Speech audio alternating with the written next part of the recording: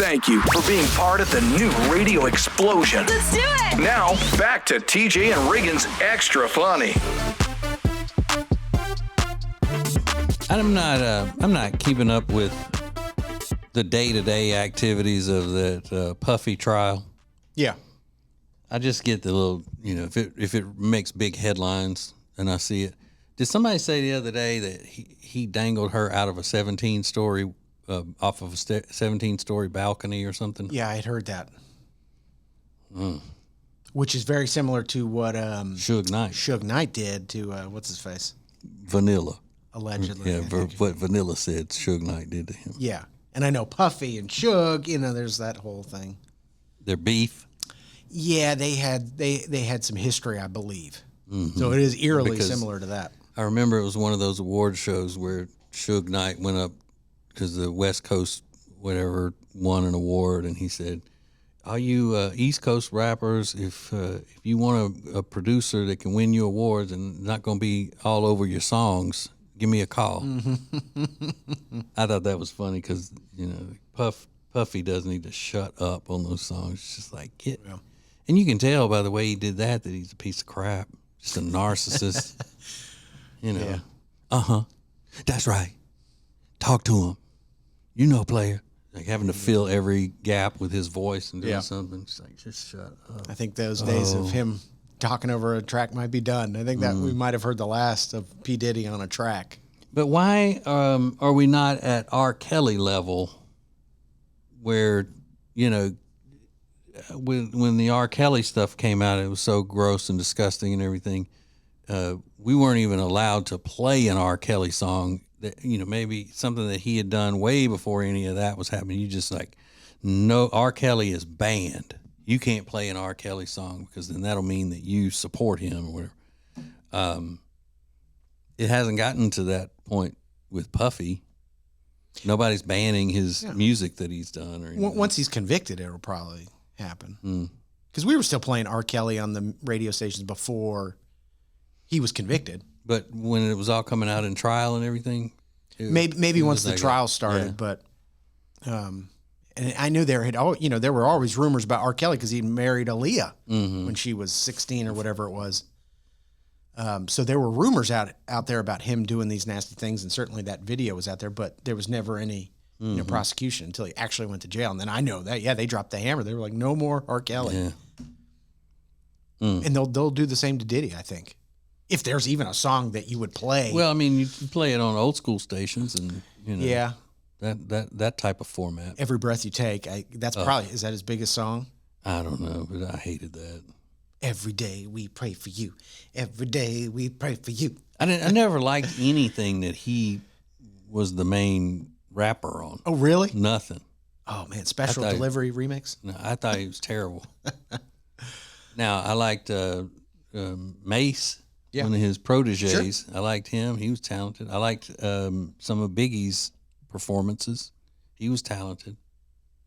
Oh. But it's just that Puffy always just wanted to be in the middle of everything. Look at me, I'm the man, I'm the, whatever. And I started saying he was a piece of crap. Again, not to be flexing, but I led the movement, or I tried to start a movement for people to understand what a piece of crap he is, but they didn't. No. Not until this did they start really seeing what I knew. And I didn't even have to know that he was, doing freaky, disgusting sexual things and all of that stuff.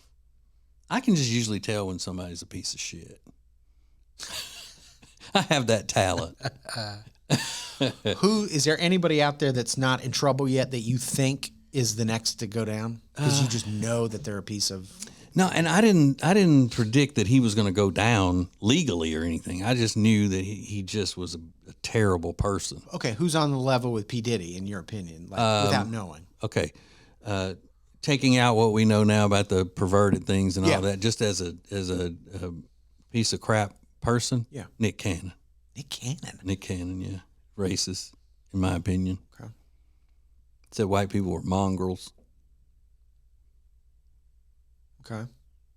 I believe that was the word he used. I could be wrong, but All right. So Nick Cannon, got it. Yeah. Yeah. But I don't study celebrities much anymore like I used to, when we were talking about celebrities all the time. But when something is a flag, I'll throw it up there. Mm-hmm. And there are a lot of them that I just think are trashy, but I don't think they're rotten people. Is Megan Fox, I know you got beef with her, is she rotten or is she just... She's rotten. Trashy? She's rotten. You think so? Mm-hmm. To the core. Lauren Sanchez, Jeff Bezos' fiance, is she just trashy or is she a bad person, do you think? I don't know enough about her, but what I've seen of her, I don't think she's a bad person. I just think she's a little bit unsophisticated. Okay. Yeah. Jennifer Aniston? I don't think she's a bad person. Okay. But I'll tell you what, though, I am a stickler for judging people by the people that they choose to hang around with. Yeah. Everybody talks about how, obviously how beautiful Jennifer Lopez is. Mm-hmm.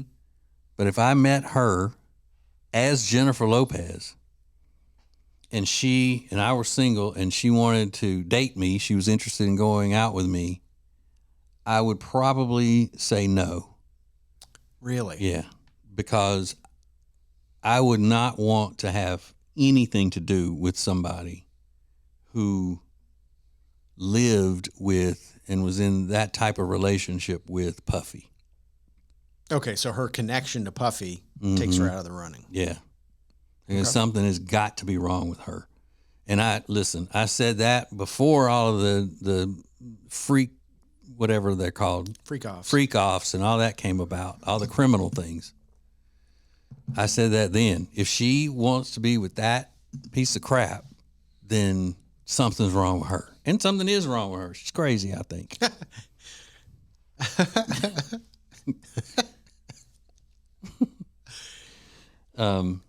But people always say, "Oh, well, that's harsh. Maybe she realized that he wasn't a good person. She got away."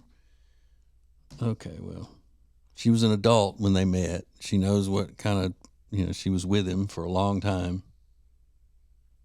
She must be crazy. I mean, it is harsh what you're saying, but because it would be harsh if you said it about anybody.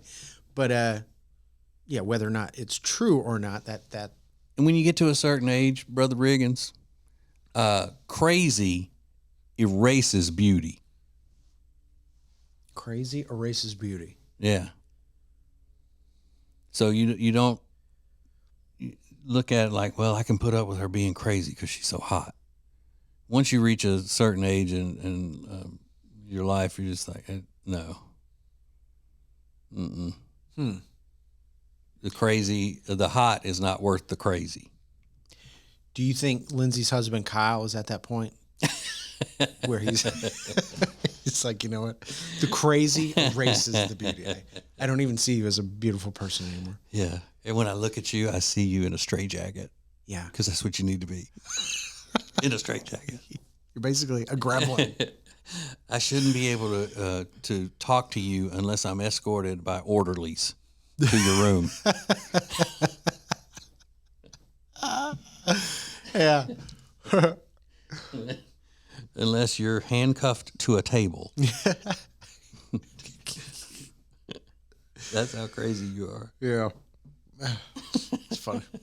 It's Extra Funny with TJ and Riggins. It's now easier than ever at the homepage, tjriggins.com. Click the deals button to get all our exclusive best deals anywhere from all of the TJ and Riggins show partners. Add it to your phone's home screen today.